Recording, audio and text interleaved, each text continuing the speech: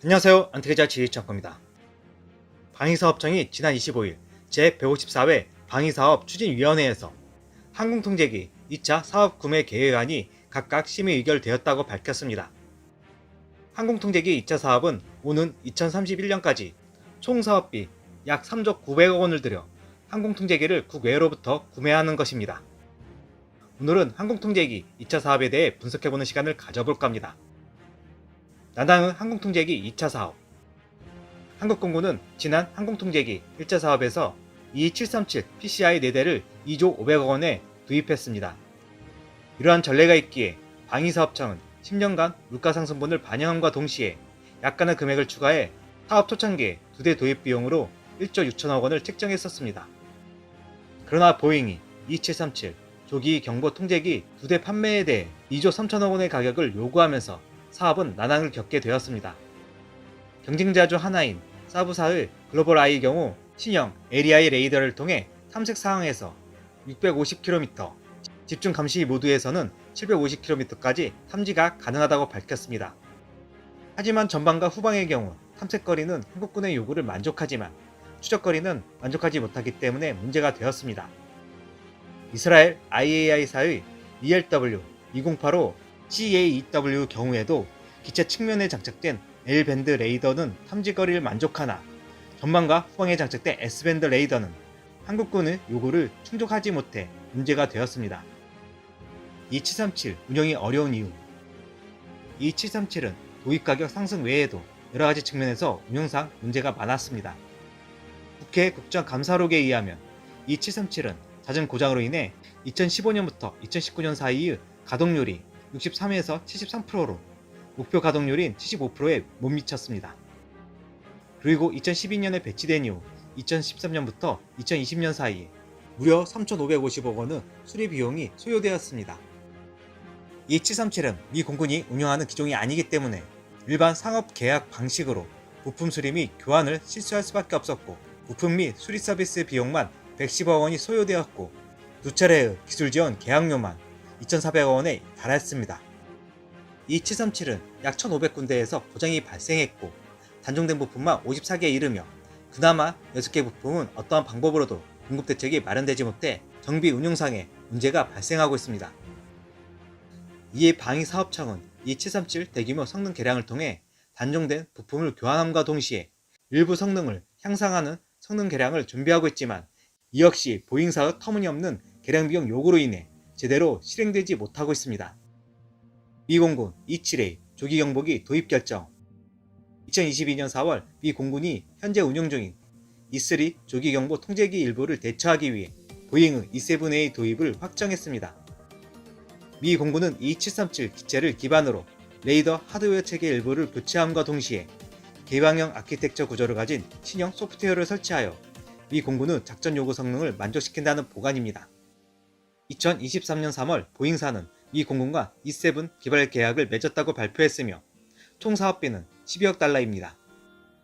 미 공군이 요구한 성능이나 구체적인 개조 방안은 공개되지 않았지만 보다 발전된 지라갈륨 기반 A사 레이더 모듈과 완전히 새로운 운영 콘솔 및 소프트웨어가 설치될 것이라고 합니다.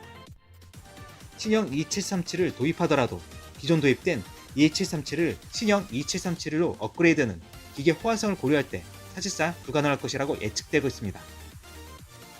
치열해진 2차 조기 경보 통제기 사업. 지난해 5월 군에 제출한 조기 견적서에 따르면 기체 크기가 가장 큰 보잉은 4조 3천억 원, 비즈니스 제트기를 쓰는 사브는 2조 5,600억 원, 해리스는 3조 5천억 원을 제시했습니다. 미 공군은 E7A 사업을 발표함에 따라 한국공군과 방위사업청은 조기 경보통제기 2차 사업을 조금씩 연기하면서 시간을 벌고 있었습니다. 미 공군을 통해 E7A가 개발될 경우 미 정부에서 보조하는 FMS 사업을 활용해 미 공군과 공동발주 형태로 E7A를 도입하면 도입 비용과 유지비를 대폭 낮출 수 있기 때문입니다. 그동안 문제가 되었던 보잉의 횡포도 미 공군이 운영하면서 FMS 계약을 통해 근절되는 효과를 가져올 수 있습니다. 이번에 책정된 예산이 3조 900억 원이라는 것은 보잉에게 가격을 낮추라는 압박도 함께 포함되어 있습니다. 그러나 다른 해외 업체도 한국이 2차 조기경보 통제기 사업에 도전하기 위해 준비를 했습니다. 사부 도전과 파격적인 제안.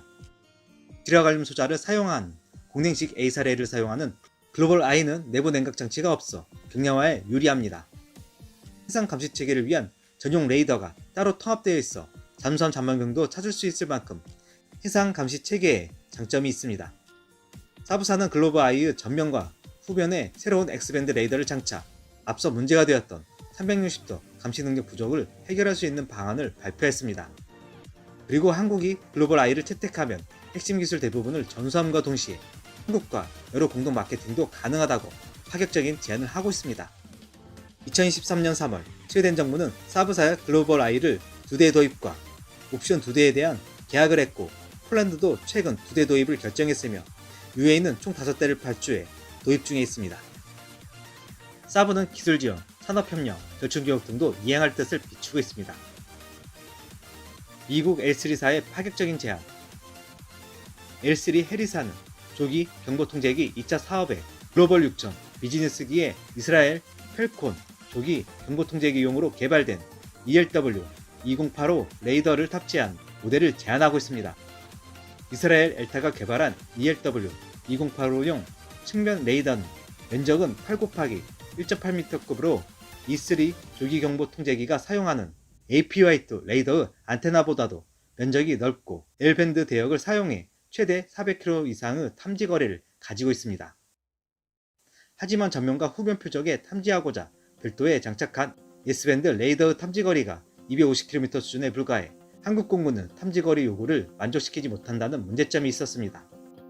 이를 극복하기 위해 기존 S밴드 레이더의 성능을 전력 증폭기 교체를 통한 성능 개량을 통해 한국 공군의 요구사항을 충족할 수 있다고 밝혔습니다. 그리고 글로벌 6500 비즈니스는 E737보다 작전 고도가 높아서 보다 먼 거리에서 표적을 탐지할 수 있고 운영 유지 비용도 훨씬 저렴하다고 홍보하고 있습니다.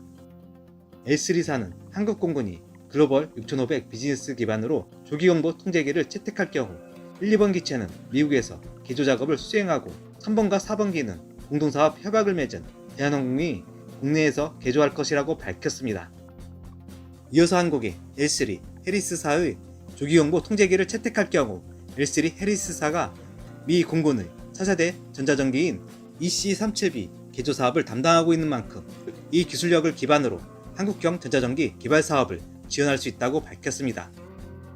그리고 글로벌 6500 비즈니스기를 기반으로 아이스타를 일괄로 개발할 경우 전체적인 운용유지 비용을 크게 줄일 수 있다는 점을 적극 홍보하고 있습니다. 3사의 경쟁이 치열해진 만큼 한국 공군의 선택은 어떤 것이 될지 기대해봅니다. 오늘 준비한 내용은 여기까지입니다. 안티기자 지휘창고 멤버십에 가입하시면 영상 제작을 후원하실 수 있습니다. 구독, 좋아요, 알림 설정은 좋은 콘텐츠 제작에 큰 힘이 됩니다. 안녕하세요. 안티기자 지휘창고입니다. 마덱스 2023회 현대중공업이 2,000톤급으로 추정되는 AI 기반 해양 유무인 복합체계 무인전력 지휘통제함을 선보일 예정입니다. 마덱스 2023 홈페이지에 KDDX 구축함, 최신 CG와 더불어 현대중공업이 함께 소개한 함정으로 무인함대의 기함으로 사용될 것으로 예상됩니다. AI 기반 해양 유무인 복합체계 무인전력 지휘 통제함에 주목할 점은 무려 48세를 무장을 하고 있다는 점입니다. 오늘은 마덱스 2023에서 공개된 AI 기반 해양 유무인 복합체계 무인전력 지휘 통제함을 분석해보는 시간을 가져볼 겁니다. 본 동영상은 공개된 CG를 기반으로 분석한 것이기 때문에 실제 스펙과 차이가 있을 수 있음을 밝힙니다. 한국형 무인함대의 기함, AI 기반 해양 유무인 복합체계 무인전력 지휘 통제함. 현대중공업이 마덱스 2023에서 새로운 유형의 함정을 소개할 것입니다. 바로 AI 기반 해양 유무인 복합체계 무인전력 지휘 통제함입니다. 미국이 추진하는 유령함대의 무인 지휘함과 비슷한 컨셉의 함정입니다. AI 기반 해양 유무인 복합체계 무인전력 지휘 통제함의 특징은 함동선의 선체를 적용하여 톤수 대비 많은 무장과 시스템을 탑재할 수 있게 설계했으며 저피탐에 중점을 두고 있습니다. 함동선은 단동선에 비해 매우 날씬한 주선체와 좌우의 보조선체가 하나씩 결합되어 고속에서 우수한 저항 성능과 충분한 가편 면적을 확보할 수 있도록 설계된 선형입니다. 날씬한 주전체는 전체 속도 구간에 걸쳐 조파항이 작고, 보조선체는 설계 속도 구간에서 주선체의 상대적인 위치를 잘 선정해줌으로써 커다란 파도 상쇄 효과로 저항이 감소됩니다. 선체 저항은 크게 마찰 저항과 잉여 저항으로 나눌 수 있으며, 고속에서는 잉여 저항의 대부분을 조파 저항이 차지하고 있습니다. 따라서 고속의 저항 성능이 우수한 선박을 만들기 위해서는 조파 저항이 작도록 선형 설계가 되어야 합니다. 동동한 화물 수송을 할 때 단동선과 쌍동선, 그리고 삼동선에 대해 운항속도에 대한 엔진 소요 마력을 비교하며 28노트 이상의 구간에서 삼동선이 유리하다고 합니다. 삼동선은 주선체의 길이 증가로 인해서 선수 미동요가 적으며 선체가 날씬하여 파서 중에 속도 저하가 적고, 보조 선체로 인해 횡 동요가 적고 손상 시 복원 성능이 우수하여 안전성이 높습니다. 넓은 헬기 갑판의 확보와 상부 구조물의 스텔스와, 그리고 보조 선체로 주선체의 주요 부분을 보호하는 등 장점이 있습니다. 반면 충분한 구조 강도를 유지하기 위한 중량의 증가, 저속에서의 마찰 저항 증가 및 황천 시의 선체 강도와 안정성 문제, 그리고 불규칙한 선체 동요가 예상됩니다. 그리고 보조 선체로 인해 선의 성능이 다소 불리하며 접안 시 전용 부도나 특수 시설이 필요하다는 단점이 있습니다. 무인 전력 지휘 통제함에는 마스트가 없는 것이 특징이며, 삼동선은 선체 특징을 살린 넓은 헬기 갑판을 적용하고 있습니다. 헬기는 무인 헬기가 운용될 것입니다. 특히 KVSL 48셀을 탑재하여 무인 함대의 지휘 통제함 역할과 동시에 방공함으로 활용을 염두에 둔 것으로 추정됩니다. 배수량 2000톤급 함정에 무려 48셀이라는 수직발사관을 작성할 수 있는 이유는 삼동선 선체를 적극 활용한 수직발사관의 부피와 무게 감량에 핵심이 있습니다. AI 기반 해양 유무인 복합체계 무인 전력 지휘 통제함의 수직발사관 비밀. 삼동선 선체는 주선체와 보조선체 사이에 공간이 있습니다. 수직발사관의 미사일 발사 시 발생하는 화염을 삼동선 선체 하부로 내보낸다면 수직발사관에 필요한 화염 발사관 구조를 제거할 수 있습니다. 이를 통해 수직발사관의 구조 단순화 및 부피를 대폭 감소시킬 수 있습니다.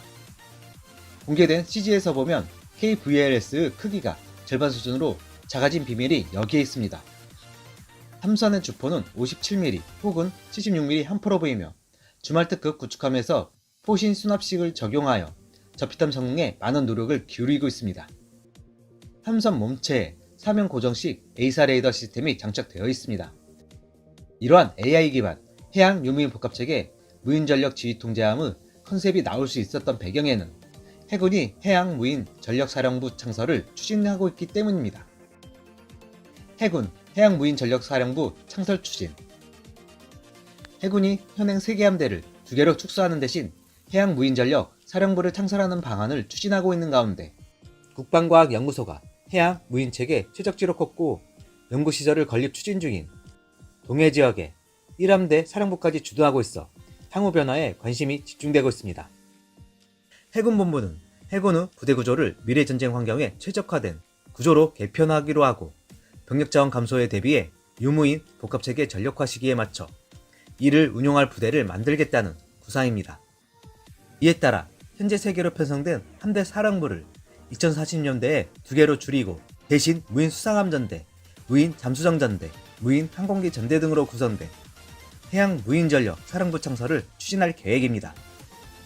오늘 소개한 AI 기반 해양 무인 복합체계 무인 전력 지휘 통제함은 새로 창설된 무인 함대의 기함으로써 최소 3척 이상이 건조될 것으로 보입니다. 해군은 2020년 중반부터 단기적으로 해양 무인 체계 발전전대를, 중기적으로 무인 수장정대, 항공기 대대를 차례로 창설한 다음 단기적으로 2040년대에는 해양 무인 전력 사령부를 설립한다는 계획입니다. 전방위 위협에 동시에 대비하는 목적으로 기동함대 사령부는 2020년대 중반에 창설, 함대 사령부 예하 부대 지휘 단계를 단순화하고 전투 지원 부대와 비전투 부대의 효율적인 운영도 추진합니다. 병력 구조 측면에서 병력 자원 감소 추세에 따라 인력 운영의 효율성을 증대하고자 하는 취지에서 함대 편성 간부화는 추진하기로 했습니다. 현재 62.9%의 간부 비율을 2020년대 중반에 66.6%, 2040년대까지 80%까지 끌어올려 소수 획득 인력을 장기적으로 활용하는 항해리 구조로 개편하겠다는 방침입니다. 전력구조 분야에서는 AI 기반 해양 유민 복합 체계를 구축하고 첨단 입체 전력을 확보해 나가기로 했습니다. 유인 전력은 지속 첨단화하면서 무인 전력은 전투형 무인 수상정, 함정 탑재, 무인 항공기 등 16종 전력을 획기적으로 증가할 계획입니다. 이를 토대로 현재 1% 수준인 무인 전력을 2020년대에 9%, 2030년대에 28%, 2040년대에 약 45% 수준까지 확대할 예정입니다. 이 연구시설에서 해양 무인 잠수성, 무인 수상정 등 해양 무인 자율체계를 연구하고 대형 시험선을 운영해 시험 지원 능력을 확보하는 연구 인프라를 구축하는 방향으로 활용됩니다. 동해와 서해의 경우 해군의 전력상 매우 중요한 해역이라 1함대와 2함대를 해체하는 건 어렵고 해양 무인 체계의 목적이 적 잠수함의 침투를 감시, 정찰하는 것만큼 접경수역에서 남북한 잠수함, 수상함들이 실제 많이 운용되고 있고 수심이 깊고 동해안의 입지 조건이 가장 좋아 동해에 해양 무인 전력 사령부가 창설되는 것이 유력합니다. 오늘 준비한 내용은 여기까지입니다. 안티기자 지식창고 멤버십에 가입하시면 영상 제작을 후원하실 수 있습니다. 구독, 좋아요, 알림 설정은 좋은 콘텐츠 제작에 큰 힘이 됩니다.